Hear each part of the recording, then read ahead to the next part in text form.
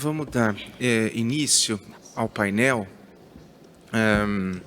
para a discussão de diferentes aspectos e facetas da economia de dados, né? E para começar, eu quero chamar a atenção para uma obra que eu acho muito importante para entender a economia no século XX, que é A Grande Transformação, do Polanyi, né?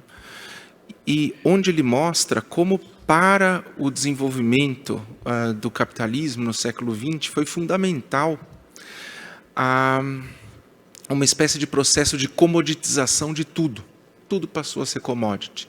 Inclusive, fatores que talvez não encaixassem muito bem como uma commodity, o trabalho, né? E o trabalho foi concebido como uma commodity na medida em que houve uma abstração em que você olhava não para o trabalhador, mas para a força de trabalho que ele poderia comercializar, né? Então, isso entra na circulação econômica como um item um pouco abstrato, a força de trabalho, né? O que causou uma série de dificuldades conceituais também, né? Então, para se ter uma ideia, as primeiras condenações de cartel nos Estados Unidos foram de sindicatos de trabalhadores, porque os sindicatos, então, o que eles faziam era combinar preços, né, desse bem que é a força de trabalho. O que depois acabou levando a uma série de transformações no direito para conceptualizar o direito do trabalho. O próprio antitrust voltou atrás em relação a isso. E hoje, quando a gente olha, então ali ele lia a terceira revolução industrial, desculpa, a segunda revolução industrial. Hoje a gente está às voltas com a terceira revolução industrial. Hoje já se fala uma quarta revolução industrial com a inteligência artificial. E o elemento central da economia, o item que agora é comoditizado, é o dado, são os dados, tanto pessoais quanto não pessoais, né? E o que também traz algumas dificuldades, né? Porque algumas analogias já foram tentadas, né? O dado é a nova moeda, ou o dado é o novo petróleo, né? Mas o dado não é nem moeda, porque não tem um valor nominal objetivo, ele tem uma apreciação do seu valor que é subjetiva, né? E também não é um insumo, porque é um fator que não é rival, né? Ele não é consumido no processo. O que tem trazido uma série de dificuldades, e os dados estão no cerne do problema de concentração dos mercados digitais, né? Você pode até traduzir como uma espécie de processo de concentração dos dados. E aí aparecem os esforços de lidar com essa concentração de dados quando há uma dificuldade de conceptualizar os próprios dados, né? A gente viu a abertura, né, do painel, o nosso keynote, Marcos Pinto, do Ministério da Fazenda, falou de um esforço de regulação para lidar com a concentração nos mercados digitais e, no fundo, concentração de dados, que tem por alvo regular as condutas dos líderes desses mercados digitais, que podem ser condutas tanto de captura, de coleta, que estimulam a coleta dos dados, quanto condutas também que restringem o acesso de concorrentes aos dados. E existe toda uma ambiguidade em relação a isso, dúvidas, até porque o movimento de busca ou coleta de novos dados, de variedade de dados, tem também um aspecto, uma dimensão de eficiência, né? E toda a dificuldade por volta e em torno desse esforço. O que a gente vai discutir agora é um outro movimento que tem a ver também, tem impacto no problema da concentração de dados, mas da perspectiva de uma política industrial, olhando para uma commodity. Como eu incentivo a circulação dessa commodity, né? Com uma regulação que possa propiciar acesso e compartilhamento a dados, esforços para propiciar acesso e compartilhamento de dados, não só dados pessoais, dados em geral, dados que estão no setor privado, dados que estão no setor público.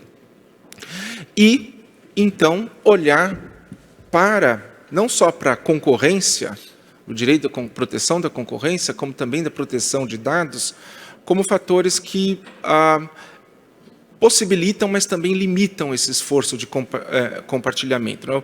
O papel da concorrência ele é um tanto ambíguo. De um lado, tem o esforço em coibir condutas que controlem ou que restringam o acesso.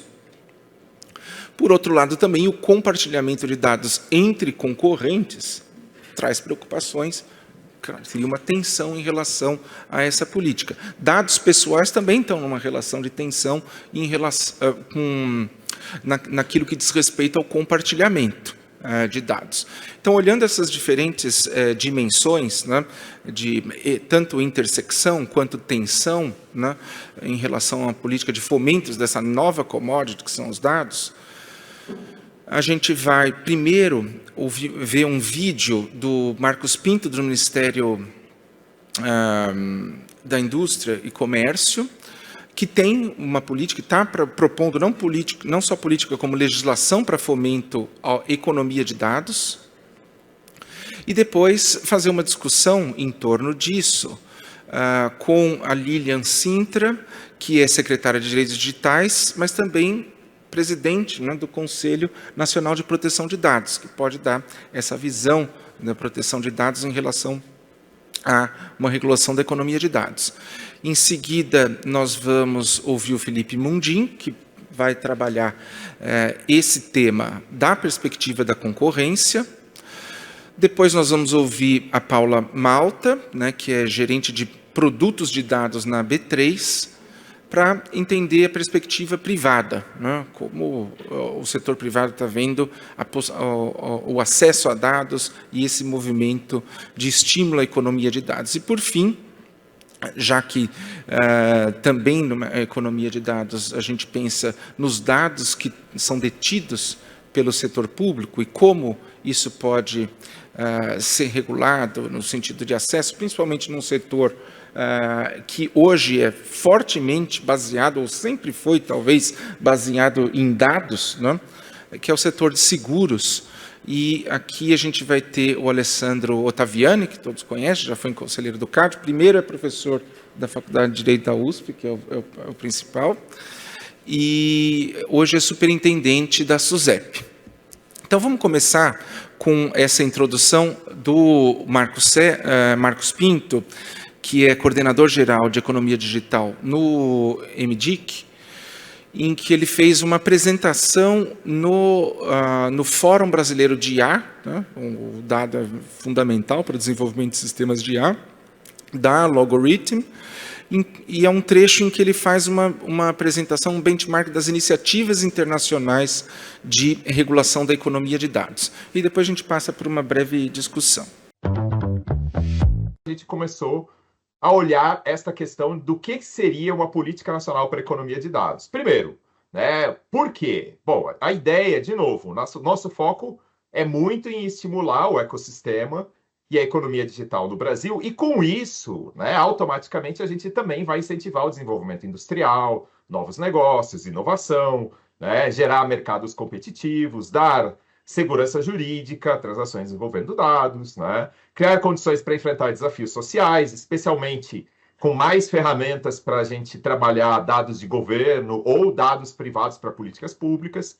E a gente enxerga o potencial, isso é importante, né, de termos liderança e protagonismo, não só regionais, mas internacionais. Por quê?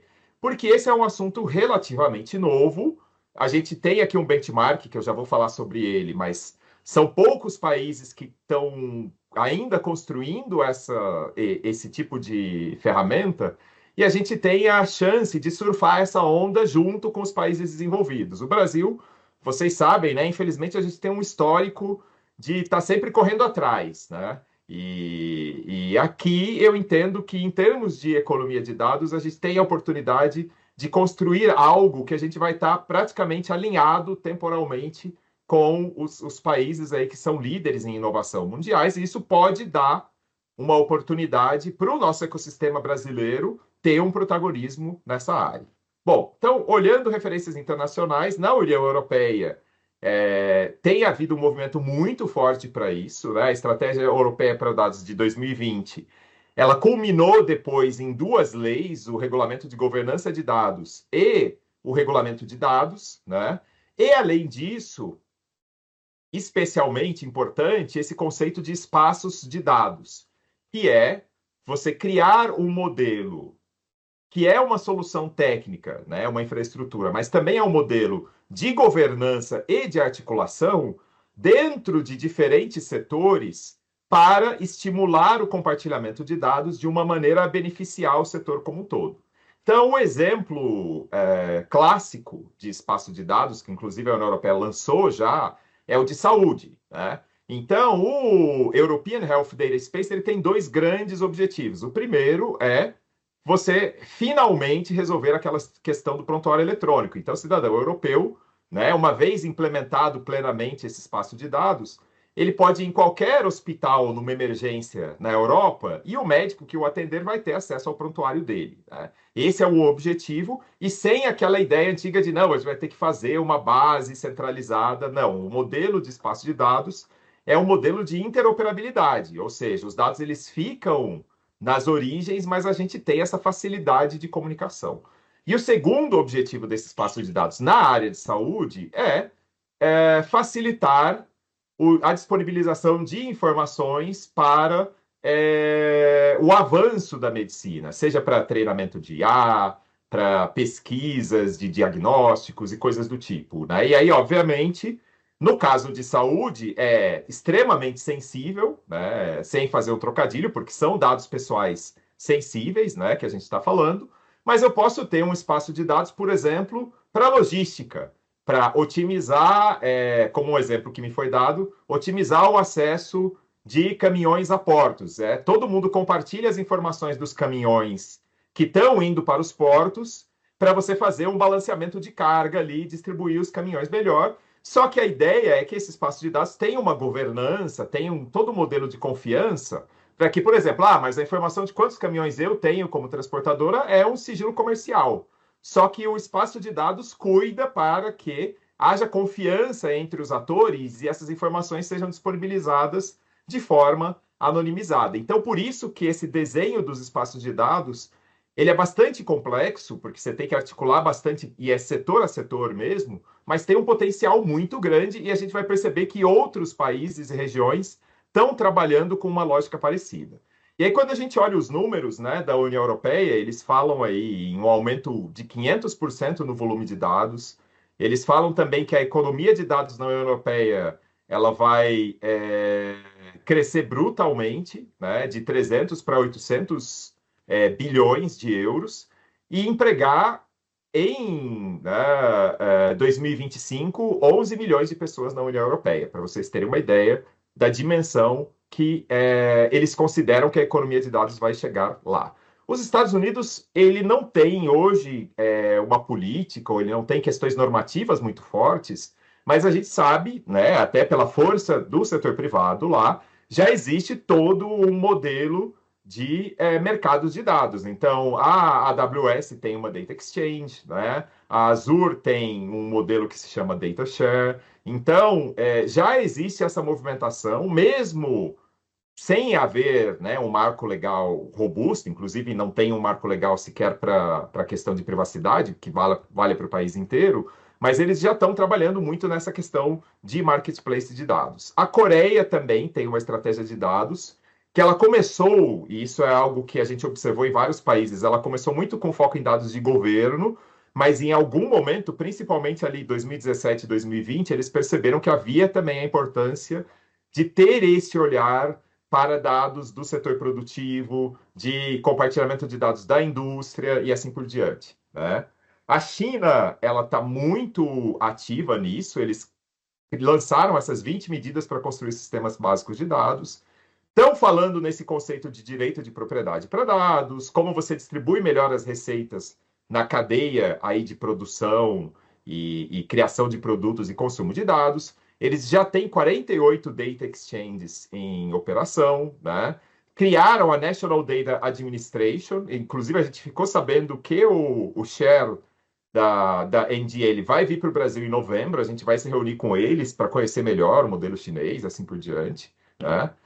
O Japão, que a gente inclusive teve reunião com eles ontem também, tem uma Data Strategy desde 2021. O que eles nos relataram é que eles estão muito focados também, como a União Europeia, nesse conceito de espaço de dados. Então, por exemplo, eles construíram lá um espaço de dados para o setor automotivo, para facilitar a troca de informações dentro, né, de toda a cadeia do setor automotivo, de empresas de autopeça, da montadora, projeto e assim por diante. E também o Japão ele está muito focado no conceito que eles chamam de Data Free Flow with Trust, que é como que você estabelece mecanismos de fluxo de dados, não só olhando para questões de privacidade, no caso de dados pessoais, mas também que para dados que não são pessoais, questões de segredos comerciais e proteção de propriedade intelectual, que é um ponto que é muito sensível para eles. Tá?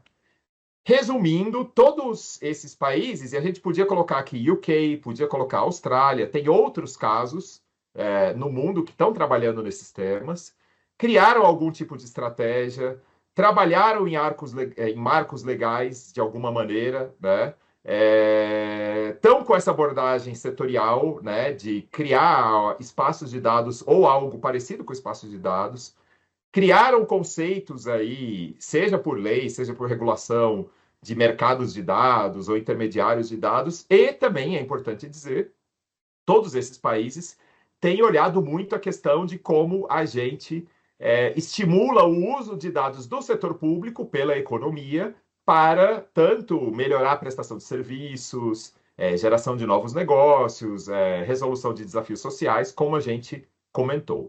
Então, por conta disso, e olhando esse benchmark e esse contexto, esse diagnóstico brasileiro, né, a gente está buscando desenhar essa política que teria um arcabouço regulatório, e aqui eu reforço que esse arcabouço, e eu chamo assim de arcabouço porque não necessariamente é uma lei, a gente acha que talvez a gente vai precisar de lei para pontos específicos, mas a gente não quer fazer uma LGPD aqui, uma coisa, né, com 80 artigos, a gente vai tentar ser muito nevrálgico do ponto de vista do que for necessário a gente colocar em marco legal, né? E tentar resolver outras coisas, seja por decreto, seja por regulamentos setoriais, especialmente para espaços de dados que são setoriais por definição, vai depender muito de discussão com outros ministérios, com agências reguladoras, assim por diante. Aí a gente tem uma ideia, né, de apoiar essa criação de espaços e mercados de dados.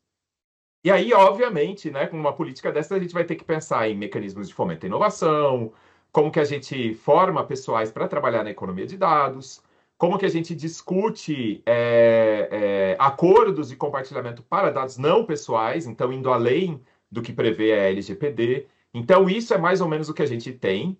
E aí, detalhando um pouquinho aí produtos iniciais, né, e aqui do ponto de vista regulatório, a gente entende que e, de novo, aqui não tem nada fechado, tá? Isso é o que está em discussão, né? Coloco o grifo em discussão, porque, inclusive, em discussão com vocês, né? A gente precisa ouvir de vocês o que, que é mais importante, e é fundamental, a gente sempre fala isso, a gente não está construindo aqui um arcabouço para atrapalhar o setor produtivo, a gente quer construir algo que ajude o setor produtivo, que ajude a economia e que estimule o desenvolvimento do ecossistema digital brasileiro. Então, a gente não quer aqui criar custo de compliance. A gente quer, pelo contrário, a gente sabe que uma das razões pelas quais as empresas não compartilham mais dados é a insegurança jurídica. Então, a gente precisa pensar em como que a gente sana essas questões de insegurança jurídica e a gente entende que essa discussão ela é para isso, tá? Bom, feita essa ressalva, então o que, que a gente está no radar, né, de medidas? Primeiro, como que a gente estimula o reuso business to business? Aqui eu gosto de destacar um ponto que é talvez o principal ponto do Data Act da União Europeia, que é a questão de dados gerados por dispositivos conectados. Então, aqui é sempre o famoso exemplo do trator, né? Hoje, um trator ele é mais um computador do que um trator. Ele tem uma quantidade de sensores muito grande, tanto para o funcionamento interno dele, para avaliar também o solo e coisas do tipo. E o problema hoje é que todos esses dados eles ficam na mão da pessoa, da empresa que vende o trator, E quem compra o trator, às vezes, tem dificuldade de ter acesso a esses dados, o que dificulta questões como, por exemplo, a reparação independente, né? Então, antigamente você consertava o trator com o arame e o martelo. Hoje em dia você precisa ter um computador, só que você tem que ter um computador que tem acesso aos dados que estão armazenados naquele trator. E aí, se a empresa que vendeu o trator para mim não me disponibiliza esses dados, eu vou depender daquela empresa por toda a vida útil do trator para fazer qualquer tipo de reparo. E, além disso, esses sensores que estão no trator podem conter informações importantes, por exemplo, para eu tomar uma decisão sobre compra de fertilizante.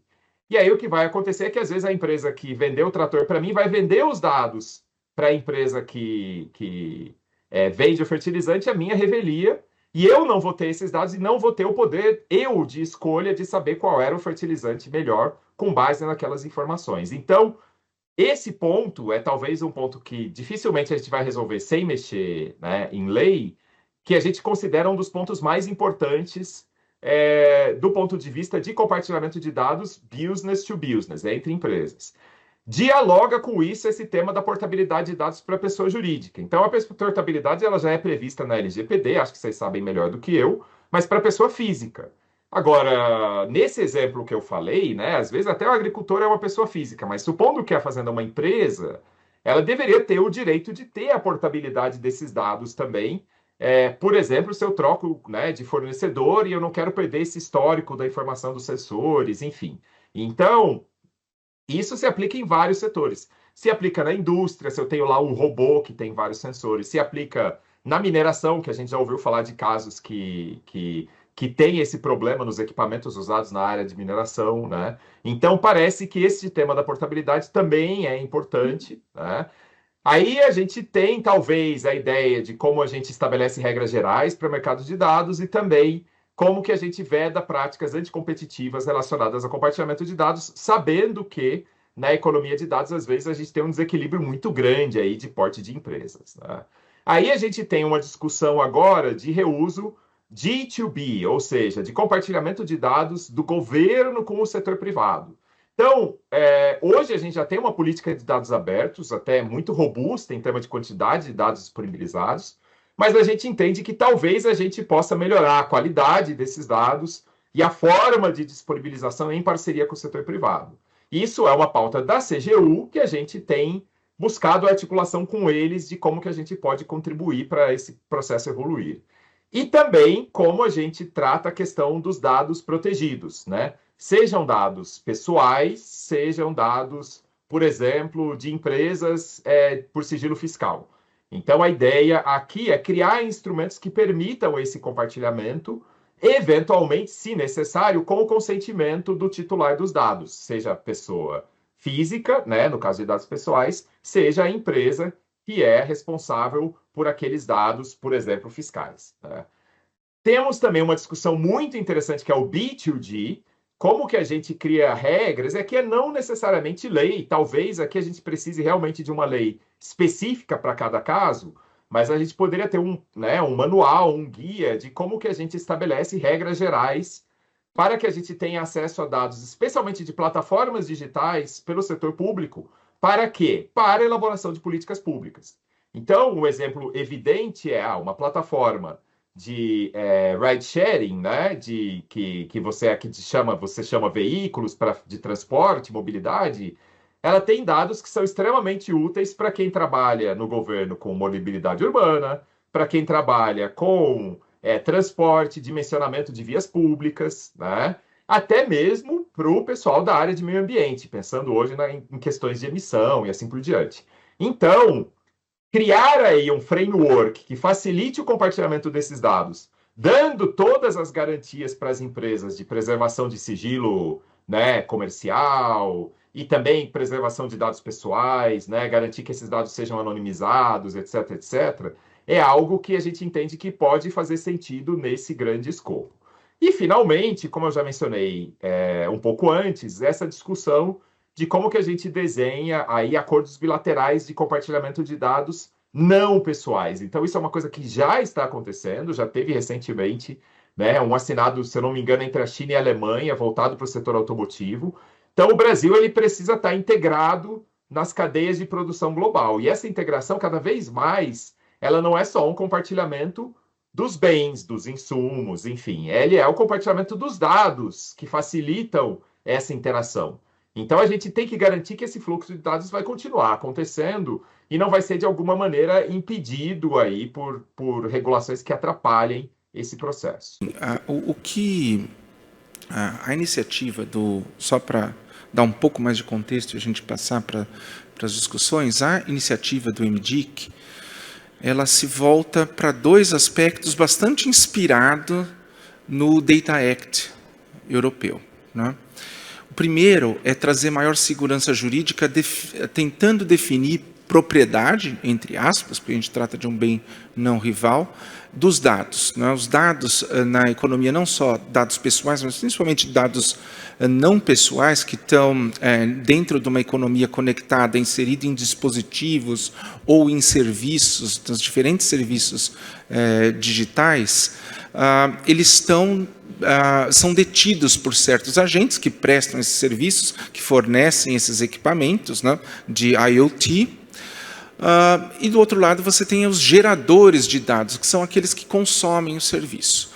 Então, dos esforços é procurar definir de quem é a propriedade desses dados, entre aspas, de novo. Porque, de um lado, você tem aqueles que detêm, mas detêm dados que foram coletados, mas também aqueles dados que são observados e aqueles dados que são inferidos, usando, inclusive, sistemas de inteligência artificial. Mas a detenção desses dados pode criar algumas dificuldades para aqueles que geram e consomem os serviços, por exemplo, em serviços de manutenção ou renovação de contratos com relação a esses serviços digitais, em que eu fico preso naquele fornecedor que já detém esses dados. Por outro lado, ao transferir e pensar numa propriedade, entre aspas, por aqueles que são os geradores, permite também maior flexibilidade para eu trocar de fornecedor na medida em que eu porto os dados. Então, a portabilidade é também um tema-chave. E, por outro lado, iniciativas de regulação para fomentar o acesso, né? Primeiro, criando mais segurança jurídica sobre quem pode comercializar esses dados, né? E, em segundo lugar, buscando estimular, regras para estimular o acesso, inclusive criação de modelos de contratação e de construção dos chamados espaços de dados, né?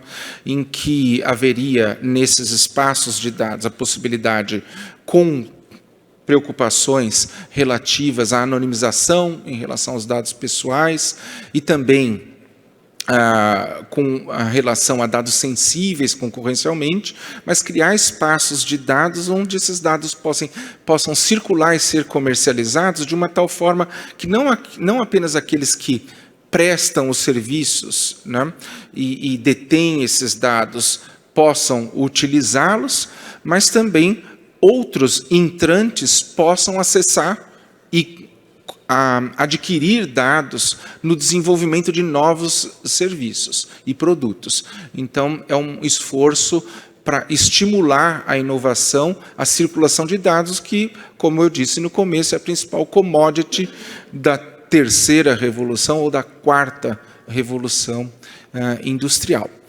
Então, vou passar a palavra para Lilian Sintra, para abordar esse outro lado, né, nesse esforço de acesso, a preocupação com os dados pessoais, não só aqueles dados que são coletados como dados pessoais, mas aqueles dados que, nesse processo, com sistemas de inteligência artificial, podem ser também inferidos dados pessoais a partir de dados não pessoais. Então, aqui é um desafio importante e vamos olhar dessa perspectiva. Bom dia a todas e todos. Primeiro, eu vou fazer minha descrição pessoal, porque estava no e-mail de instruções que a gente fizesse e ontem eu não fiz. Por favor, faça. Tá, eu sou um homem branco, cabelos negros e barba branca. Já assumo. Bem, eu sou uma mulher parda, estou usando uma camisa branca com um lenço azul, tenho cabelos longos, e acho que é isso, tentando ser bem breve também. Primeiro de tudo, gostaria muito de agradecer o convite ao professor Juliano para estar aqui hoje e ao IBRAC. Um grande prazer, uma oportunidade de rever grandes amigos, profissionais que inspiraram minha trajetória por muitos anos, continuam inspirando, e ter um diálogo profícuo de 2, 3 dias de muito debate. Então, muito obrigada, muito feliz de estar aqui. E cumprimento também nossos colegas aqui da mesa, então, Paula Malta, Felipe Mundimi, professor Alessandro Taviani, mais uma vez, professor Juliano.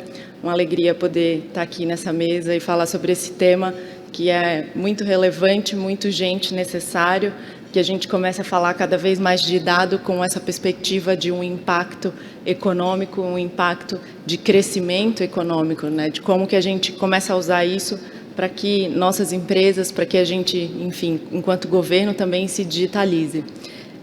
E aí, fazendo um rápido comentário com relação, né, à política em discussão, em elaboração no MDIC, a gente dialoga desde o início, desde o momento em que a ideia surgiu, e a nossa percepção é que alguns espaços de discussão começaram a surgir, primeiro, obviamente, né, Marco Civil da Internet vem para o Brasil na discussão ali no começo dos anos 2010, a gente segue, depois LGPD, e seguindo muito também uma inspiração de um modelo europeu, a gente começa a olhar para o que mais está sendo feito. Então, a gente também passa a discutir regulações como o DMA, o Digital Markets Act, o DSA, o Digital Services Act. A gente ainda não conseguiu andar nessas frentes, mas a gente tem discutido isso.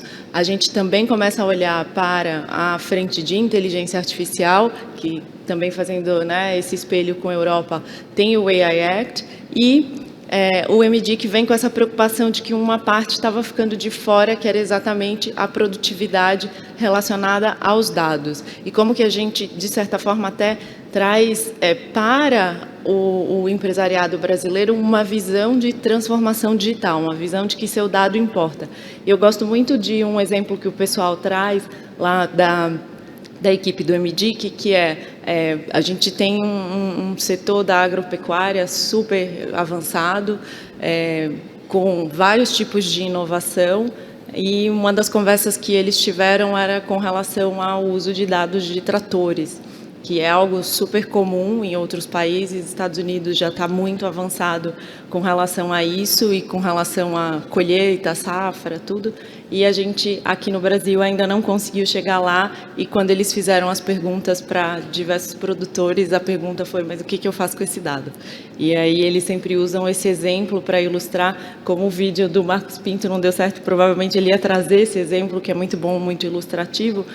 Então, a partir desse diagnóstico, né, a gente começou a discutir cada vez mais como que a gente olha para o dado do ponto de vista de fomento ao setor produtivo, e como que cada vez mais a gente transforma para a realidade digital a nossa própria economia. A gente entra para o que muitos têm falado, né, para essa datasfera.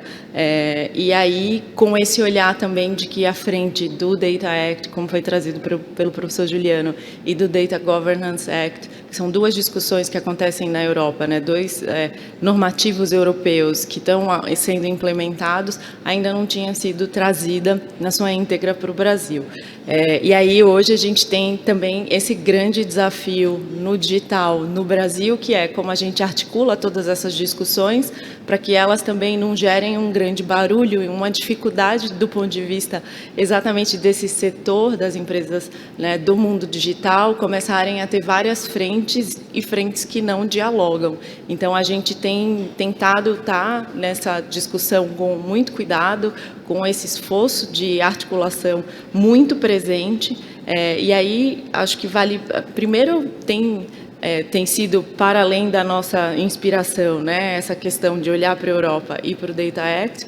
Acho que a gente tem um grande exemplo de muito sucesso, que é o Open Finance no Brasil, que é exatamente como que a gente criou padrões de compartilhamento, de interoperabilidade, de portabilidade de dados e conseguimos avançar num setor que hoje é o nosso principal setor de unicórnios e de investimento e de inovação do ponto de vista do sistema financeiro nacional, né, do setor bancário.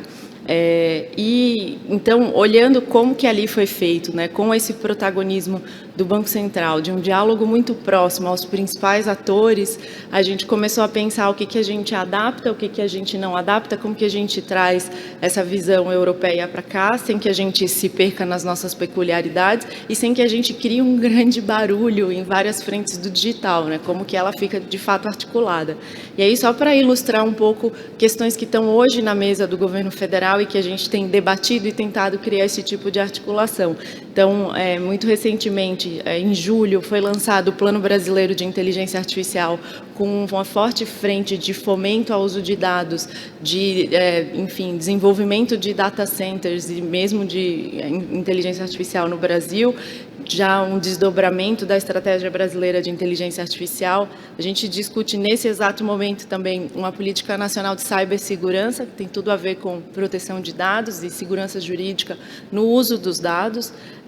Também, nesse momento agora, bem agora, durante o G20, a gente tem também discutido muito infraestrutura pública digital, que foi o tema do momento no G20 presidido pela Índia e que a gente recebe no Brasil e tenta também trazer ali, muito com a liderança do MGI, do Ministério da Gestão e Inovação, como que a gente faz a transformação digital do Estado brasileiro e como que a gente faz também uma frente de compartilhamento, de interoperabilidade e portabilidade de dados públicos, porque a gente tem muitas bases de dados que não se conectam e muitas bases de dados também que, de certa forma, apesar de não ter uma conexão direta com relação à questão material, né, a entrega, a política pública, se a gente conseguir fazer esse tipo de cruzamento, a gente tem um ganho de análise em termos de política pública. Então, o MGI tem liderado essa frente, a gente, enquanto Ministério da Justiça, tem participado muito da discussão,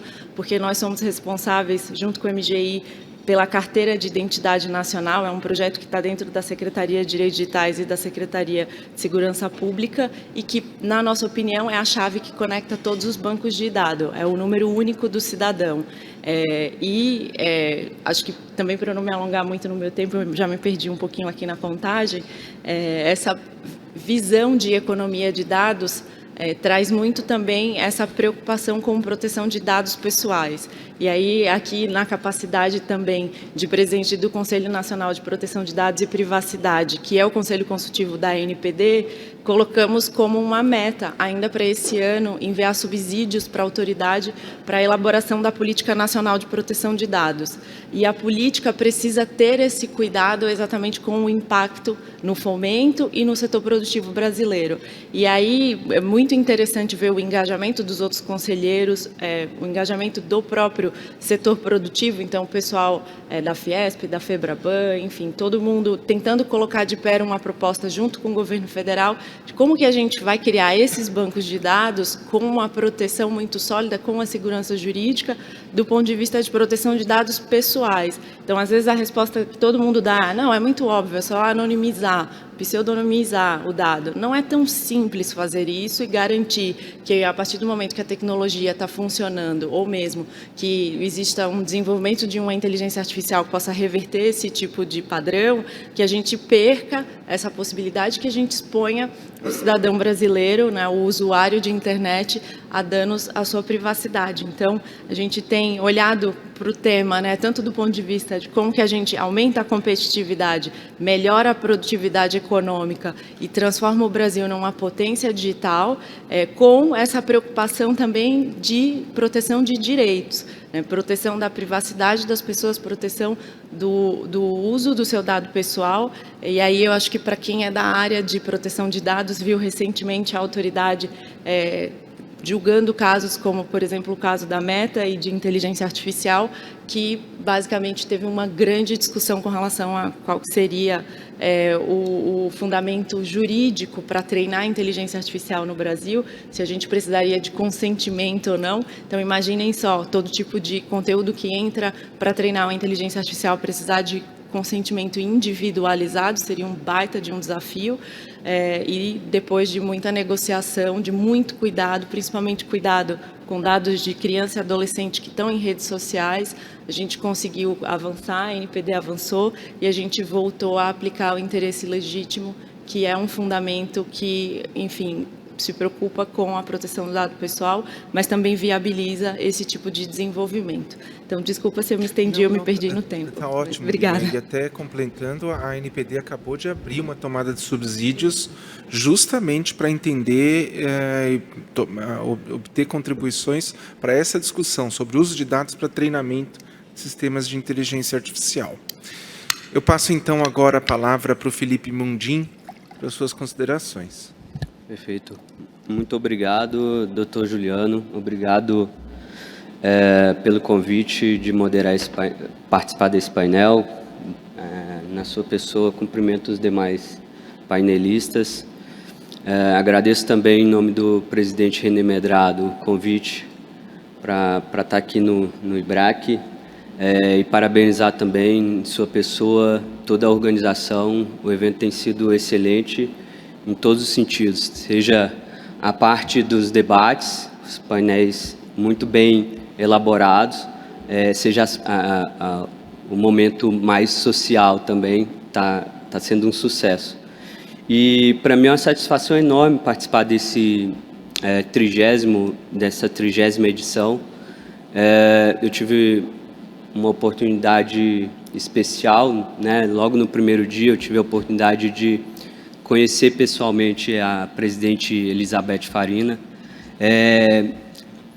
E eu digo conhecer pessoalmente porque todos já conhecem o trabalho dela, e me remete e a associação que eu faço a esse painel e o papel do CAD, né, como que o CAD se posiciona, me lembra o artigo que ela escreveu lá na década de 90 sobre teoria dos mercados contestáveis e organização industrial. E de forma bem resumida, só para homogeneizar, o que a teoria dos mercados contestáveis traz? A premissa dela é que um mercado, mesmo ele concentrado, de elevada concentração, até eventualmente um monopólio, essa empresa detentora dessa posição dominante ou desse poder de mercado, ela adota estratégias de um mercado de concorrência, dado que teria premissas ou a possibilidade de práticas ou estratégias comerciais do tipo hit and run, bater e correr, né? Então, basicamente um mercado caracterizado com baixa barreira à entrada e com baixo custo afundado, em que qualquer empresa poderia adentrar, explorar aquele mercado e sair de forma lucrativa.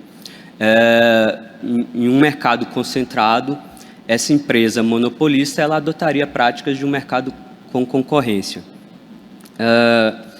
E como que o CAD se insere nessa discussão, né? Além de trazer toda essa questão da teoria econômica de organização industrial para as nossas análises,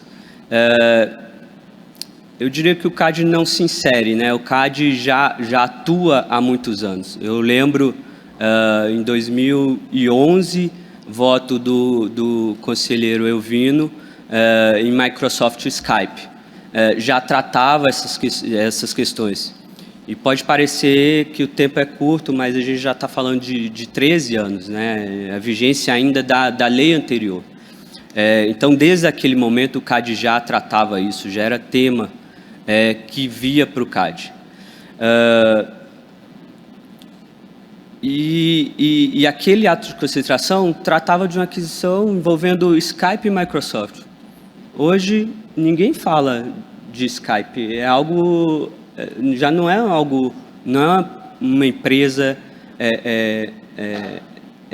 com tanta atuação. Na época era muito discutido esse ato de concentração, tinha discussões bastante significativas. E tudo para trazer essa abordagem de que esse mercado digital com bastante, com um drive importante de concorrência em inovação, em desenvolvimento de tecnologia, baseado em grandes volumes de dados, são mercados que demandam atenção. O CADE já tem atuado e decidindo diversos processos há mais de décadas, e como que o CADE estaria aqui nesse painel? Então,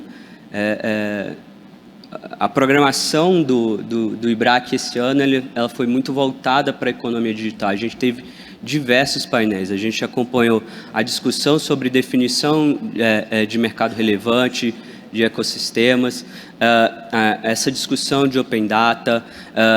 Posteriormente, temos outro painel que vai tratar de chatbots também. Um mercado altamente voltado para a inovação e a concorrência principal voltada para esse drive. E do ponto de vista do CADE, né, eu sou um economista muito pragmático, gosto de falar sempre baseado em dados e evidências, mas como que eu me insiro nesse painel aqui? A abordagem, né, possível seria uma abordagem, dado que a gente não está falando de um caso concreto, mas a abordagem de advocacia da concorrência. E qual a contribuição que o CADE pode trazer nesse sentido?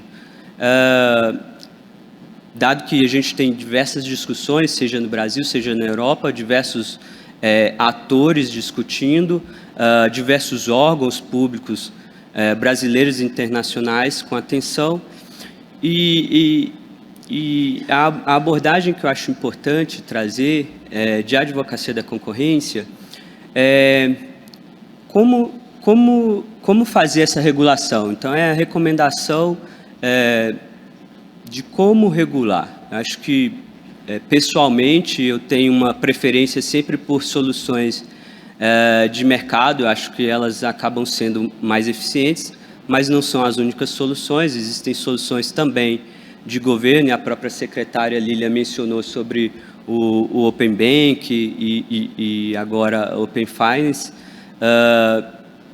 Mas, dado que haveria uma escolha, né, por regulação, por uma solução de governo, acho que é muito importante 3 etapas que devem ser bem desenhadas. Primeiro, identificar o problema.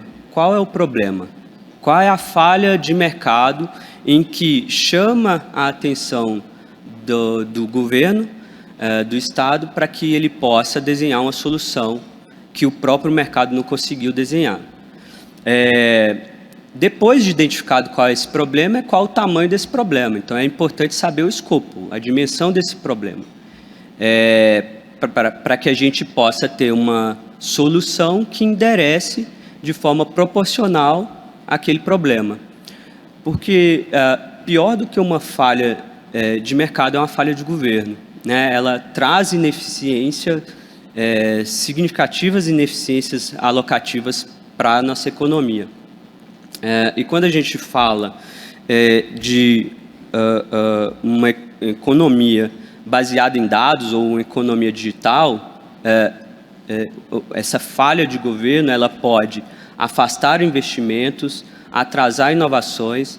Então, trazendo essa abordagem de advocacia da concorrência, eu acho que o mais importante é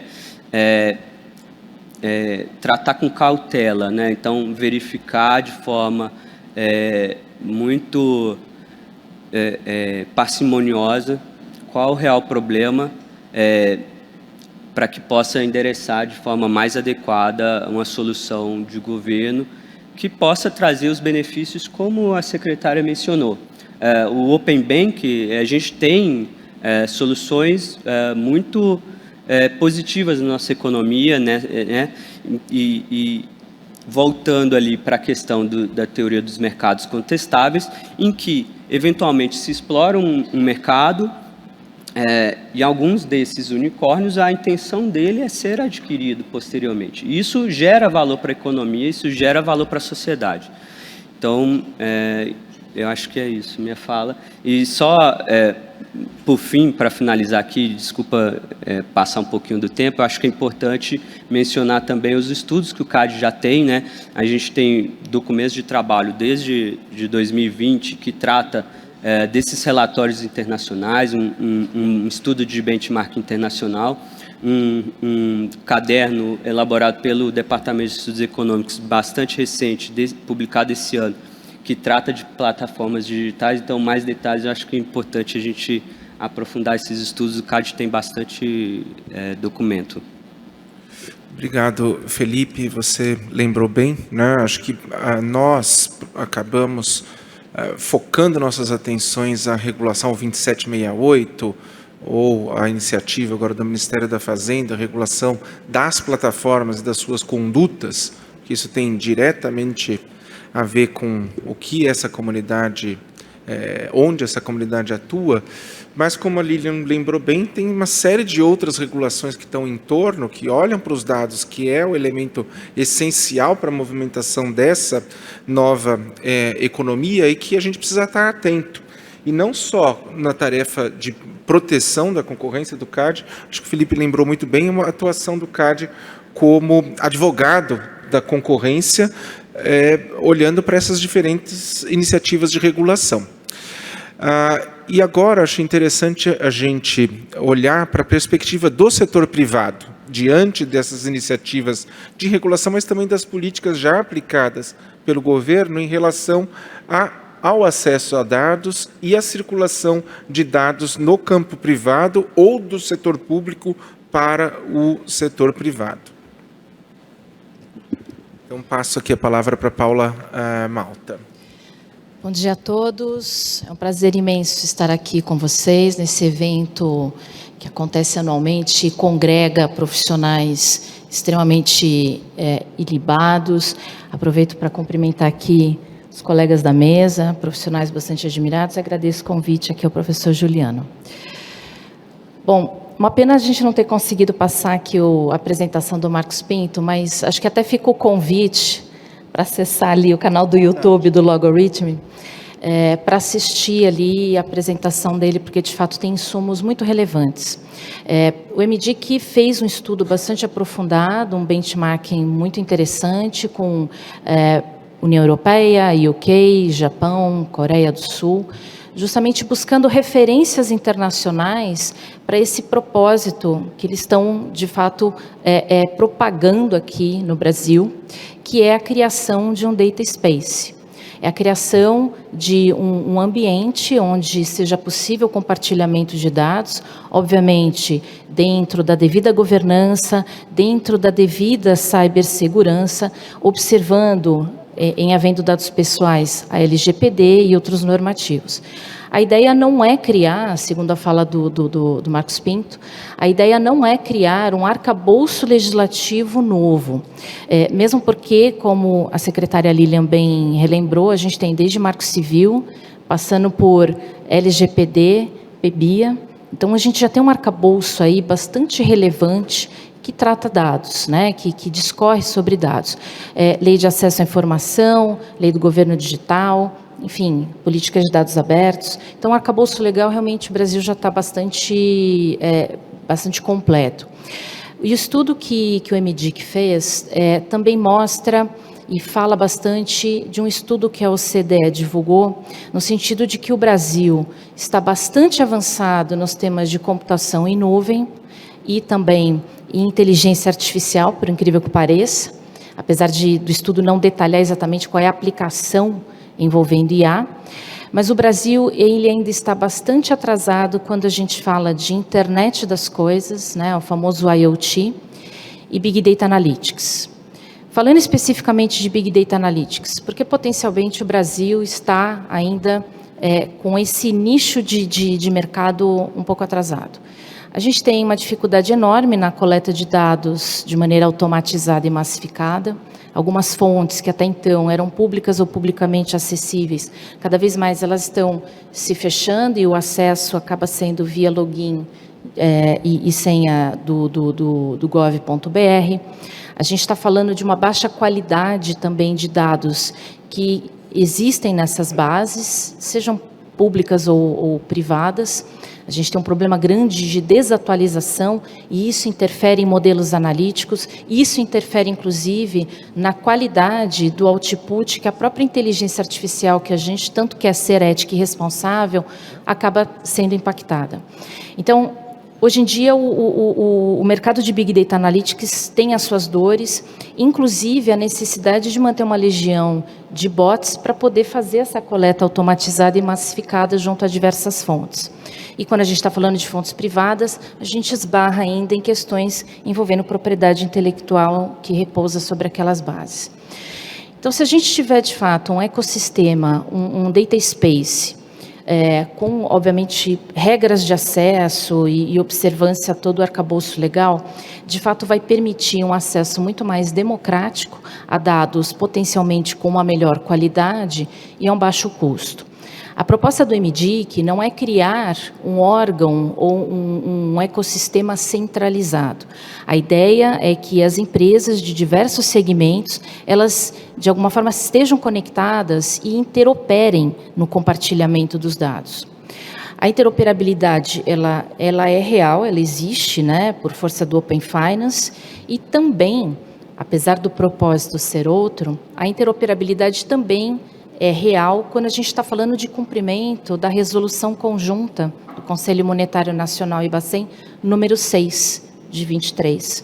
Então, por uma determinação do Bacen, há necessidade das instituições financeiras compartilharem dados relativos a potenciais indícios de fraude, e as instituições financeiras, elas interoperam por meio de sistemas eletrônicos terceirizados. A B3, inclusive, ela tem o seu sistema eletrônico, ela presta serviço a diversas entidades.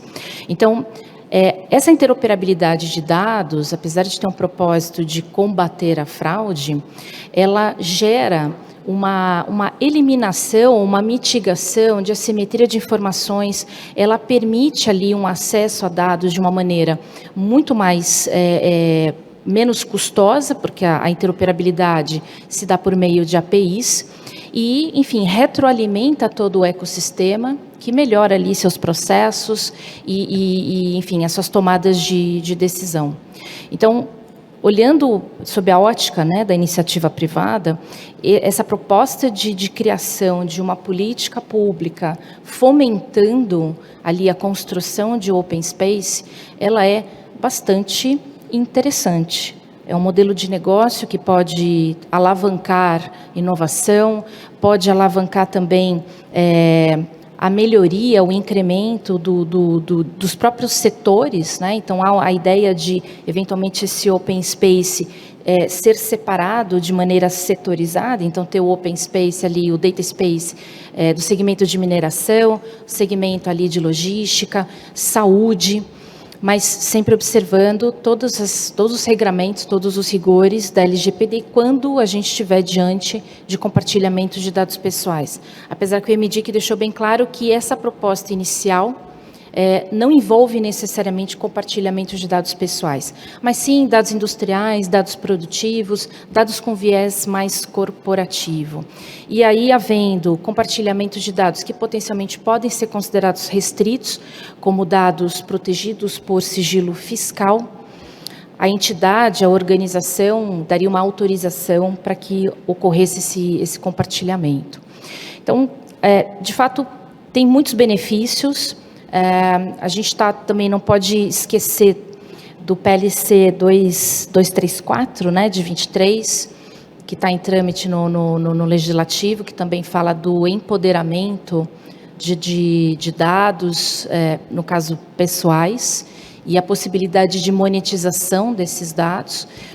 Tem uma série de críticas, ele é muito polêmico, ele cria até alguns processos um pouco diferentes do que hoje até já está estabelecido na LGPD, mas ele, idealmente, empiricamente, ele também pode ser um modelo de negócio bastante interessante, respeitadas as questões aí de proteção de dados pessoais. Gera, de fato, um empoderamento ao titular do dado, permite a plena realização da capacidade da autodeterminação informativa. Então, acho que a gente, de fato, está num começo aqui de discussões do tema Open Data, com muitas ideias, muitas iniciativas. O governo está muito envolvido e realmente fomentando essas discussões. Dia 28 de novembro vai ter um evento também muito interessante, é o Plano Brasil 2030. Então, o governo, de fato, quer construir essas políticas de uma maneira bastante sustentável, quer ouvir a sociedade, ouvir os setores produtivos. Então, acho que virá muito tema interessante, acho que talvez até para o 31º encontro aqui do IBRAC, talvez a gente até tenha mais informações e insumos aí para compartilhar com o público. Mas, enfim, eu acho que é a evolução. O Brasil ele tem que estar no centro das discussões de inovação também, obviamente avaliando questões de dados que podem ser considerados concorrencialmente sensíveis, a depender do setor de mercado, o nível de concentração desse mercado. Então, tem muita discussão pela frente, mas fica o desafio de como é que se harmoniza o que nós já temos muito bem estabelecido, com o que vem de proposta aí de inovação para, de fato, colocar o Brasil no roteiro aí de uma nação desenvolvida e inovadora também, sob o aspecto aí de dados. Bom, essa é a minha fala aqui. Muito obrigada pela oportunidade, pelo espaço. Obrigado, Paula. A B3 está no centro, né, dessa economia de dados, e você num papel, né, de desenvolvimento de produtos de dados, então seu depoimento é importante e chama atenção para o fato de que existe uma política de dados abertos no governo, bastante incentivo em relação a essa política, mas uma coisa é como ela está no papel, como ela é anunciada, outra coisa é na prática, como ela funciona, né? Eu também, por exemplo, eu participei de uma comissão do CNJ em 2021 para fomentar uma política de dados abertos no judiciário em relação às law-techs e as legal techs, né?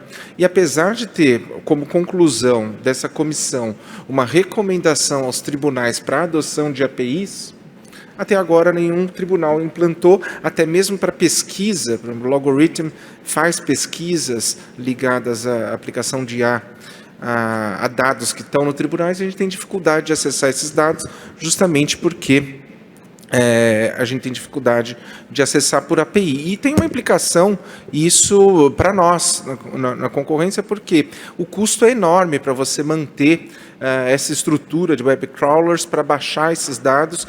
Isso acaba criando agentes intermediários que investem e adquirem, quer dizer, baixam esses dados e depois comercializam, né? Cria um intermediário concentrado nesse mercado e que começa a ter vantagens competitivas, por exemplo, ao prestar serviços de legal tech.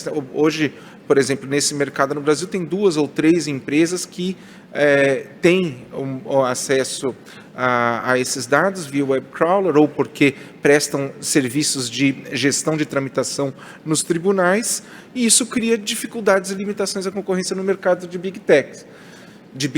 No mercado de legal techs. Então, eu acho que é algo que se reproduz em diferentes campos, em setores que precisam e se beneficiam do acesso de dados que são detidos pelo Estado. Vou passar, então, agora a palavra para o Alessandro Ottaviani para falar um pouco do tema no setor de seguros. Eu agradeço o convite que me foi feito aqui gentilmente pelo nosso presidente René. Agradeço a todos os amigos que estão aqui nessa mesa, professor Juliano, os demais colegas aqui que fizeram as suas brilhantes exposições. Tem que fazer a descrição, né? Homem branco, barba branca, cabelo castanho, caminhando para o branco aceleradamente. Acho que é isso que eu posso falar, e isso me preocupa, essa terceira frase aqui me preocupa particularmente.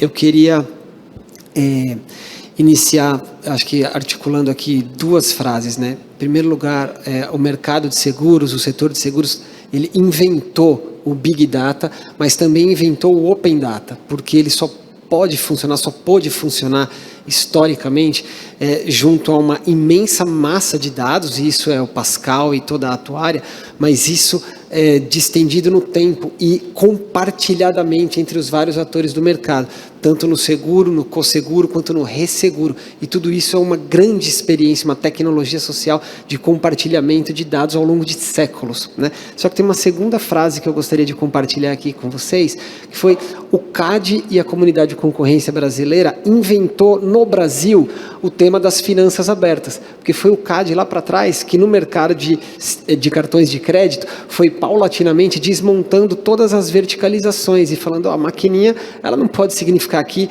uma espécie de concentração tecnológica expelindo efeitos para todos os lados desse mercado. Então aquela discussão ali, ela é a antessala da discussão do Open Finance, que na verdade é o guarda-chuva, do Open Banking, do Open Insurance, que é do que eu vou tratar aqui, e do Open Capital Markets. Então veja só que essas duas conversas, elas já estão articuladas lá há algum tempo, né? O mercado de seguros brasileiro hoje ele é entre 17% e 20% do PIB.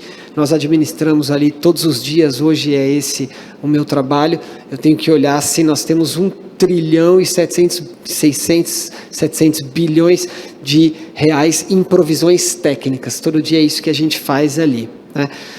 São cerca de 140 empresas, sociedades empresárias, seguradoras, entidades de previdência complementar aberta, mas basicamente estruturadas ali em cerca de 50 grupos econômicos. E quando a gente vai descendo ainda mais paulatinamente, produto a produto, que é o jeito que a gente rotineiramente olha esse mercado relevante, nós temos um grau de concentração que vai variando ali. Algumas coisas são preocupantes, a maioria não é, mas especificamente o grosso desse dinheiro, cerca de 1 trilhão e 400 bi, ele é da previdência privada, PGBL e VGBL, que a nossa gerente já tentou nos vender em algum dia que a gente foi no banco lá para trás, né? E aqui tem uma concentração muito grande, são cerca de 4 grupos detendo 80% dos ativos. Isso aqui, de fato, é uma preocupação que a gente tem que ter. É justamente com base nessa estrutura do mercado que foi pensado o programa Open Insurance, que basicamente do que ele fala é de Open Data e de compartilhamento de dados para permitir um maior acesso a esses mercados. O Open Insurance, ele é uma política que hoje a gente leva a cabo na SUSEP, no Conselho Monetário, no Conselho Nacional de Seguros Privados, que basicamente quer pegar este histórico de comportamento do consumidor que, por um acaso, ou enfim, por uma trajetória de dependência, ele está alocado em dada entidade do sistema financeiro, mas esse histórico informacional, o comportamento do consumidor, a ele pertence. E porque aquilo ali tem certamente um valor, por exemplo, na precificação dos juros. Agora a gente acabou de aprovar uma lei e a regulamentação que autoriza a utilização das reservas e provisões de previdência de cada contrato individual como garantia para a tomada de crédito, o que significa que o olhar para o seu comportamento pretérito como pagador de juros ou como detentor de uma provisão técnica significa a diferença entre você pegar um spread aqui em cima ou um spread aqui embaixo. Então, certamente, isso aqui, além de gerar uma imensa eficiência, nós estamos colocando quase 20% do PIB em crédito no mercado, né, porque a correlação, afirmam meus economistas, não que eu tenha muita confiança, quando o economista afirma uma coisa assim, que é, enfim, preto no branco, né, porque a gente encontra com um de manhã que afirma A, o outro à tarde afirma B, e sempre dá aquela dúvida. Mas aqui eu acho que há um razoável consenso de afirmar que a correlação é de 1 para 1. Aquilo que você coloca como garantia é aquilo que virá a ser transformado em possibilidade do crédito. Significa que a gente está colocando só por essa medida, cerca de 20% do PIB em possibilidade de crédito, agora que a regulação terminou de ser feita. E isso tem total relação com a nossa política aqui, porque é só com a possibilidade de acesso a esse comportamento pretérito daquele consumidor, daquele poupador na previdência privada, só com o acesso àquela informação e, portanto, àqueles dados abertos é que se pode chegar na finalização dessa política. Além dos aspectos operacionais do Open Insurance, eles são desafiadores, é a questão da portabilidade, é a resistência dos incumbentes, enfim, das mais variadas formas. Nós temos um conselho do Open Insurance ali, enfim, estruturado pela participação, além da SUSEP como a sua autoridade direcionadora, mas também ele é integrado pelas próprias empresas, e há tensões ali entre aqueles que estão instalados e detêm essa informação e aqueles que querem entrar e ter acesso a essa informação nas mais variadas pontas. Então, certamente aqui tem várias tensões, mas é uma agenda que está caminhando. Eu posso aqui trazer esse testemunho para todos os nossos colegas de hoje, que essa agenda não parará. Paulatinamente, vários desafios e vários gargalos estão sendo superados. No setor de seguros, particularmente, o caminho para compartilhamento de dados, ele vai ser ainda mais ampliado. Nós estamos com uma lei agora prestes a ser aprovada no Senado, foi aprovada na Câmara dos Deputados com quase a totalidade dos votos favoráveis, é um negócio que eu nunca tinha visto, uma abstenção e 4 votos contra, e o resto plenamente favorável, que é a lei das cooperativas e associações, pelas quais nós estamos criando concorrência dentro do mercado, trazendo 3 mil novas empresas para dentro do mercado, que operavam no mercado que era considerado um mercado ilegal. O que significa, imagina só um mercado, qualquer dos nossos mercados relevantes, receber 3 mil novas empresas. Isso aqui é um choque concorrencial, raríssimas vezes visto. E toda esta turma migrará para a ambiência digital e também terá que compartilhar dados. Essa é a primeira parte aqui da minha análise, porque é a parte plenamente positiva e a parte pela qual os dados não significam só preocupação, eles significam uma agenda positiva e crescimento econômico, mas tudo isso traz também uma tremenda preocupação, porque significa que o setor de seguros, a Bradesco Seguros hoje ela é metade do grupo Bradesco em termos de lucro, o que significa que se der um problema na Bradesco Seguros, deu problema no Bradesco e aí deu problema no país inteiro. Essa é a realidade das coisas. Mas, para além só desse grupo econômico, nós temos interligações em todo o sistema de seguros por dentro do sistema financeiro, o que significa que a digitalização ela é um pedaço da análise que nós temos que ter muito cuidado, porque ela é a própria possibilidade, eventualmente, de um risco sistêmico. Então, toda a economia que se digitaliza, os dados que se transformam em valor, as empresas que se articulam por dentro, usando os dados como instrumento e transformando os dados em valor, isso vai significando também o aumento da vulnerabilidade e das possibilidades de que, se algo ocorra em termos de segurança cibernética com todo este ecossistema, a gente não está colocando em risco só aquele contrato, aquela empresa, aquele mercado. Nós estamos colocando em risco eventualmente toda a economia nacional. É por isso que ontem lá no Gabinete de Segurança Institucional, num evento de que tratávamos basicamente do lado reverso desse nosso tema, a história era como nós incentivamos a economia de dados embaixo da preocupação com a política de segurança cibernética, que é uma política de segurança nacional. O nome desse jogo em outros países, Coreia do Sul, Inglaterra, União Europeia, China, Estados Unidos, o nome disso é National Economic Security. Todos eles têm leis de segurança econômica nacional. Desse ponto de vista, a gente ainda tem que avançar, porque a lei ou a estratégia de segurança econômica nacional, ela simultaneamente enxerga a economia de dados como um potencial de desenvolvimento industrial, como uma possível vulnerabilidade para toda a segurança e, portanto, ela gera encadeamentos potenciais para frente e para trás.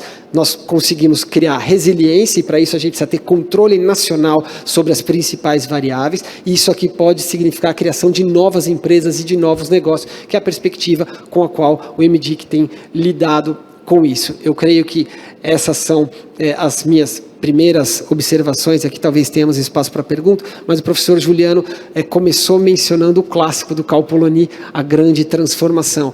Eu pegaria uma outra via para reconstruir o mesmo argumento. O Cal Polanyi basicamente afirma que os mercados deixados ao seu livre funcionamento, eles são plenamente irracionais. E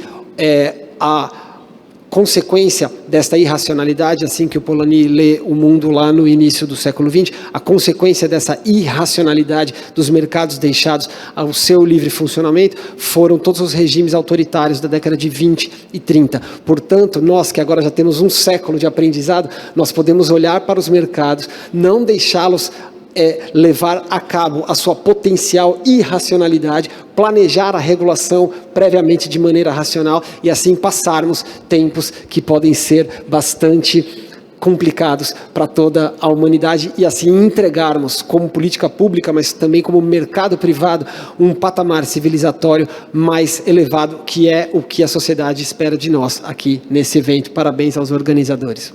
Obrigado pela atenção. Obrigado, Alessandro. Antes de passar, bom, primeiro um comentário interessante, setor de seguros ou o setor de bureaus de crédito, é interessante para pensar nisso como uma experiência, por exemplo, na Alemanha, houve uma análise concorrencial do compartilhamento de dados entre bureaus de crédito e também da perspectiva da proteção de dados, quer dizer, os dois problemas que nós levantamos aqui, né? Esse compartilhamento não pode ter problema do ponto de vista dos dados pessoais ou da concorrência, e a análise, nos dois casos, acabou entrando em duas válvulas que existem em cada um do setor para permitir esse compartilhamento. No caso do direito da concorrência, a eficiência, né? Afinal de contas, o compartilhamento de dados entre concorrentes, não só, ele não deveria ser restringido, mas deveria ser incentivado, porque traz, por exemplo, no setor de crédito, maior oferta de crédito, redução do spread bancário. Ao passo que, em relação à proteção de dados pessoais, isso é justificado da perspectiva do legítimo interesse. Na legislação europeia não existe uma base legal que expressamente autorize o compartilhamento de dados para proteção ao crédito, né? E é uma experiência setorial, né, que já funciona, e essas legislações mais gerais admitiram essas exceções. Então, aproveito para fazer um gancho antes de passar para a plateia. A Paula comentou aqui, né, a iniciativa do MDIC, ela foca em dados não pessoais, né? Agora, é um esforço para a regulação da economia de dados em todos os setores, é transversal o esforço. E talvez olhar, por exemplo, o setor agrícola, faça até algum sentido você pensar numa regulação dos dados que são não pessoais, a partir dos maquinários que prestam, que estão conectados e são utilizados pelas empresas agrícolas, né? Mas a mesma política serviria para o setor de saúde. E aí já é mais difícil você ter dispositivos conectados com inteligência artificial embarcada, empregado para os hospitais nos pacientes. Então, como uma mesma regulação vai tratar de dois setores tão diferentes, né, em relação a dados pessoais? E daí a pergunta é se faz sentido uma regulação transversal para estímulo à economia de dados ou espaços de dados, ou se essa regulação deveria ser setorial. Bom, passar para... Pode ser você, Lina. Você já deu um sorriso, então... Acho que tem um ponto... Vocês conseguem me ouvir, né? Acho que tem um ponto importante. Primeiro... com relação à questão que foi colocada, né, da gente ter dados não pessoais. Eu concordo que é possível, a NPD não concorda que isso é possível. Então, nas reuniões que a gente teve com a autoridade, já colocaram de imediato na mesa que a gente trata hoje dado pessoal como dado em que uma pessoa é identificável e não necessariamente identificada. Então, se a gente pegar, por exemplo, maquinário, quem que está por trás do maquinário? Quem está ali, né, fazendo com que, enfim, dirigindo, ou quem chegou, o horário de quem chegou, a geolocalização, tudo isso acaba sendo, né, de uma pessoa identificável. Então, pelo menos na leitura hoje da NPD, é que seria muito difícil olhar para um banco de dados que vai ser utilizado pelo setor, ou seja, um setor específico ou transversal, e falar aqui a gente consegue ter uma clara definição do que é dados não pessoais e dados pessoais. Então, a gente provavelmente iria para esse caminho de anonimização, pseudonimização, para poder viabilizar de fato ou um cumprimento com relação à própria LGPD, né? E aí eu concordo muito com o que foi trazido aqui. Alguns setores são muito mais sensíveis porque estão muito mais abertos, estão muito mais expostos a dados pessoais, não só pessoais, mas pessoais sensíveis, como o exemplo trazido aqui da saúde, que tem feito também um grande esforço. Existe uma secretaria também do digital dentro do Ministério da Saúde, que é liderada pela secretária Anistela Haddad, que tem feito esse grande esforço de transformação digital e de pensar detalhes desde a aplicação de inteligência artificial com relação a procedimentos, leitura de exames, ou mesmo como facilitar agendamentos, mas também de um banco de dados, e aí esse é o principal motivo hoje da saúde está também no Conselho Nacional de Proteção de Dados e Privacidade, pensando como que a gente entrega isso da melhor forma, porque todas essas frentes, elas vêm muito com essa necessidade de um certo equilíbrio, ao mesmo tempo que a gente quer muito incentivar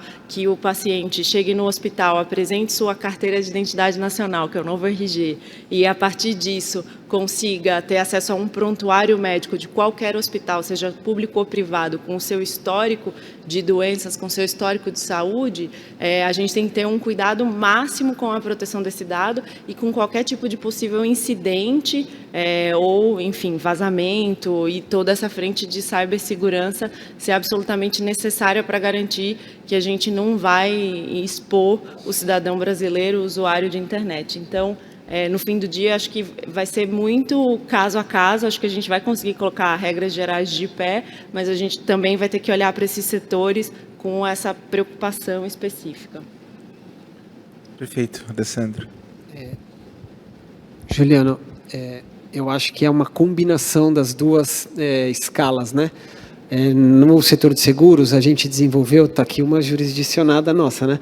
A gente desenvolveu o Sistema de Registros Operacionais, que é o SRO, cuja ambição é ter todos os dados de todos os contratos de seguro de todas as empresas ao mesmo tempo disponibilizado para o regulador online just in time. É isso, é saber do mercado exatamente tudo o que está acontecendo na hora, a um clique. Por quê? É para saber se aquele real que foi prometido como pagamento de indenização, ele está lá alocado como provisão técnica e qual é o seu espaço e a sua localização temporal no cumprimento do contrato. Isso aqui é algo que você só pode fazer do ponto de vista da regulação se o ator que é especificamente competente para isso, ele tiver uma margem de manobra, porque é um desafio por dia, né? Essa é a nossa interação, né?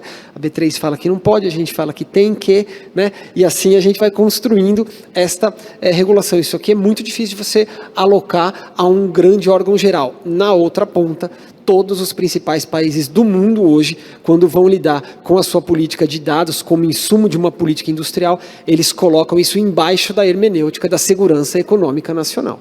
Esse é o nome do jogo atual. Então, isso aqui certamente, a segurança econômica nacional, essa não vai ser de competência nem da SUSEP, nem da Secretaria no Ministério da Justiça, nem do CAD. Isso aqui é a segurança econômica da nação. Isso aqui tem que ter planejamento global e capacitações para chegar a esse resultado. Eu acho que então é essa combinação de duas escalas.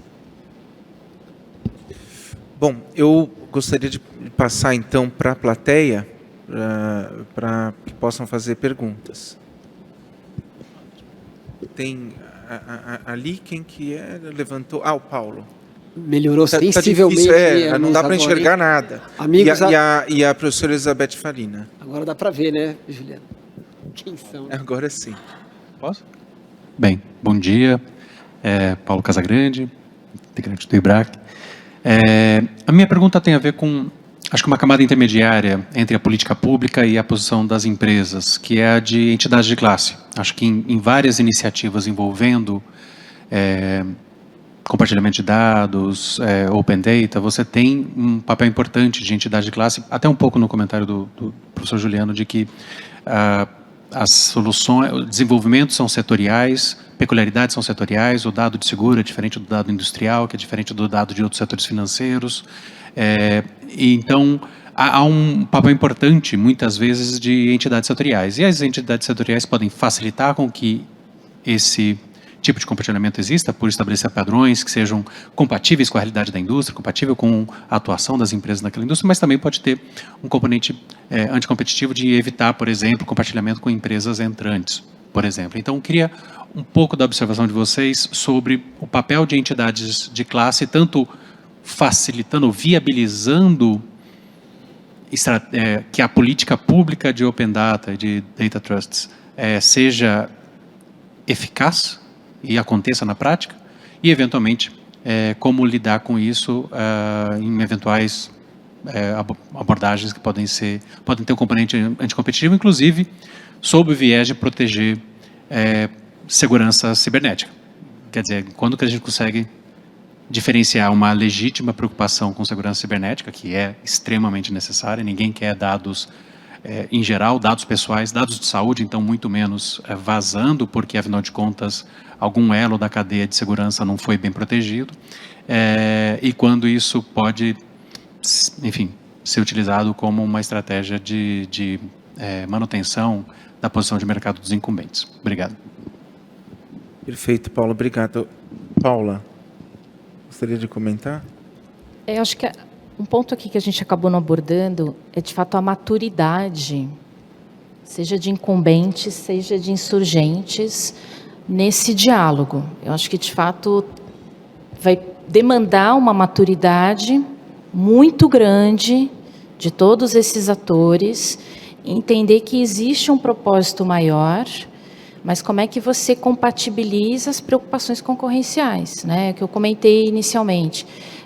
Talvez algum dado, a depender do setor, em sendo altamente concentrado, ele pode ser um dado concorrencialmente sensível. Ele deveria ser compartilhado? Ele pode ser compartilhado? Talvez não.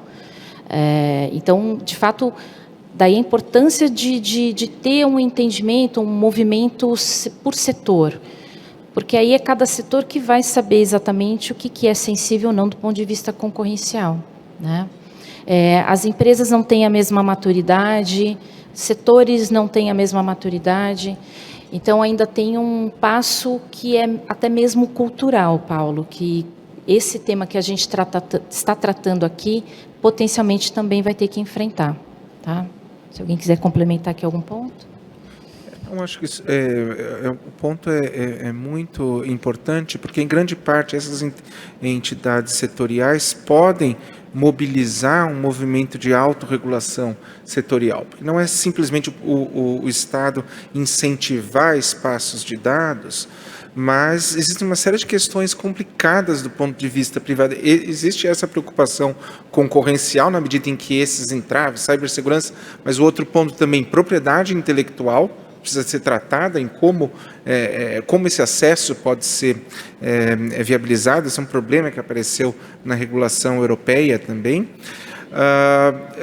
mas de uma tal forma que seja objetiva e não sirva de uma espécie de pretexto, como o Paulo colocou, de limitação de acesso de entrantes pelos incumbentes que estão associados. Então, eu queria passar então agora para a pergunta da professora Elizabeth Farina. Bom dia, obrigada pela oportunidade de...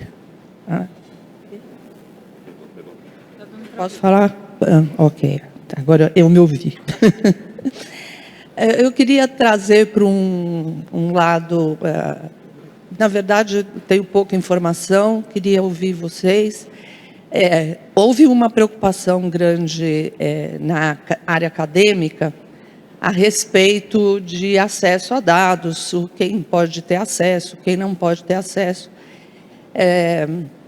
E a preocupação era assim, nossa, num mundo de Big Data, num mundo de muita informação, de repente eu não posso usar nada, por conta de várias razões que vocês listaram aqui e tudo mais. E aí surgiu a história das salas de sigilo na universidade. Essas salas de sigilo do SEDAP e INEP, né? E ela permite acesso a dados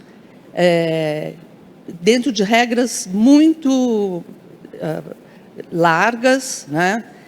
Treinamento dos funcionários, para que você tenha acesso a esses dados, possa trabalhar com eles, possa trazer ao seu universo de pesquisa, sem a preocupação de estar violando essas informações quando elas são pessoais. Então, eu não sei se cabe essa observação, mas lá na FEA, por exemplo, a gente já tem a sala de sigilo. Obrigada. Alguém gostaria de comentar, Felipe? Só um comentário final. Na perspectiva antitrust, acho que é importante a gente trazer que o Open Data, né, e o trust de dados são soluções que têm potencialidades muito positivas, né? A redução de barreira à entrada, o incentivo à inovação, mas eu gosto sempre eu acho muito mais fácil como economista falar de casos concretos, né? Mas falando de uma forma mais teórica, aí eu já prefiro ver com muito mais cautela. Você não tem os dados para a tomada de decisão. Então, do ponto de vista teórico, eu acho que a gente tem que construir as hipóteses. E sempre ver as hipóteses também, não só por uma perspectiva, né, positiva, porque tudo tem trade-offs. Mas da outra perspectiva, então eu gosto de dar um passo atrás e olhar em perspectiva. A gente também tem, seja com Open Data ou um trust de dados, um caminho de maior simetria produtiva também, ou simetria de custos, né? O que isso também traz, né, do ponto de vista concorrencial, maior atenção também, do ponto de vista teórico, né? Porque a maior simetria ela também aumenta a probabilidade de colusão. Então, eu acho que é algo que demanda também atenção da autoridade da concorrência, porque se de um lado reduz barreiras, tem incentivos à inovação, mas é uma indústria altamente, que o principal drive de concorrência é esses dados, também demanda maior atenção, eventualmente trocas de informações sensíveis e maior probabilidade de colusão. Vou fazer um rápido comentário. Primeiro, muito obrigada, professora Farina. Uma honra poder responder sua pergunta. E acho que sala de sigilo é um exemplo de espaço de experimentação que a gente tem que cada vez mais incentivar. E a universidade, na minha opinião, é o melhor lugar para a gente fazer isso. Eu acredito muito que soluções que trazem o público e o privado em parcerias, não somente no senso estrito, mas, né, com esses espaços de conversa, de diálogo, de experimentação, principalmente, vão trazer para a gente uma melhor visão do que é possível e não é possível fazer. E entendo que a Autoridade Nacional de Proteção de Dados enxerga muito dessa forma e tem tentado também, dentro dos seus mecanismos, criar esses espaços como, por exemplo, também temos agora Nossa, deu um super branco, mas... Então, nossa, foi um sandbox, exatamente, gente, desculpa. Mas a gente está lançando agora, né? A NPD está lançando um sandbox para a inteligência artificial, exatamente com essa visão, e um dos comentários que eu trouxe foi esse, assim, a universidade no Brasil é um espaço de excelência, tem muito a oferecer e pode também contribuir para que esses espaços, como, por exemplo, o sandbox, fiquem menos custoso para o Estado, né? Muitas vezes a gente investe e acaba não conseguindo tirar daí tanto da experiência e que na universidade pública ou na universidade privada a gente também consegue pegar mais. E aí vou fazer um rápido comentário fazendo uma ligação dessa fala com a pergunta anterior. com relação a o que é possível fazer com dados, né? E essa é uma pergunta que surge muito quando a gente discute economia de dados. Acho que diferente da área penal, que a gente tem lá o princípio da legalidade, tudo que, né, não está na lei não é possível, tudo tem que estar muito descrito. A gente está falando aqui de um espaço em que, se não é proibido, é permitido. Então, por que a gente precisaria exatamente de uma política e de um novo modelo, né? E aí acho que muito do que foi trazido aqui justifica essa relevância. Primeiro, justifica uma relevância da gente trazer segurança jurídica para um mercado que está cada vez mais precisando compreender quais são os limites, né, com, inclusive, um fortalecimento da própria NPD para trazer mais essa frente e essa clareza com relação aos requisitos, ao uso, ao não uso, em casos de incidente, exatamente o que pode ser feito. E acho que um ponto que é central é exatamente o de não necessariamente mais dados. A gente ter muito dado vai ser bom, vai ser dado com qualidade, e a gente só consegue dado com qualidade tendo esses mecanismos de regulamentação, de autorregulação, de cooperação, colaboração para colocar de pé esse espaço que está sendo colocado, por exemplo, pelo MDIC como um data space, mas que a gente vê em muitas frentes como quase que essa tentativa conjunta da gente se transformar num país que olha para os dados como um setor produtivo, para a gente transformar, ter uma transformação digital da nossa própria economia. Mas, desculpa, eu... Não, e também acho que existe uma exceção na LGPD, né, no artigo 4º, para dados direcionados à pesquisa acadêmica, mas o fato é que, com a LGPD, se criou muita insegurança em relação a esse compartilhamento de dados também para pesquisas acadêmicas. Para você ter uma ideia, eu sou pesquisador associado do Center for AI, USP e IBM. E chegou um momento lá, principalmente na pandemia, em que houve ali vários projetos e esforços para desenvolver ferramentas para combate à pandemia em políticas públicas, em que esses projetos emperravam porque havia muita dificuldade, precisava de dados sensíveis de saúde, havia muita dificuldade de obtenção desses dados nas mais diferentes entidades que detinham esses dados, né?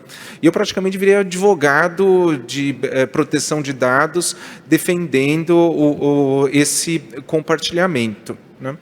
Então, nesse aspecto, de fato, é importante a regulação para trazer segurança jurídica em relação ao uso, à exceção para esse uso não comercial, que é o uso dos dados no campo acadêmico. Na discussão da legislação de inteligência artificial também tem ali uma previsão excepcional para mineração de dados para desenvolvimento de sistemas de IA, que olha tanto para isso, mas também com dados que tenham o conteúdo, que tenha proteção autoral. De fato, é outro campo, precisa ser olhado de uma forma diferente, porque ali é a produção do conhecimento, né? Bom, eu acho que a gente já está no limite, né? Eu gostaria de agradecer a todos que participaram, o interesse, as ótimas perguntas que foram levantadas pela plateia, e então declaro encerrados os trabalhos desse painel.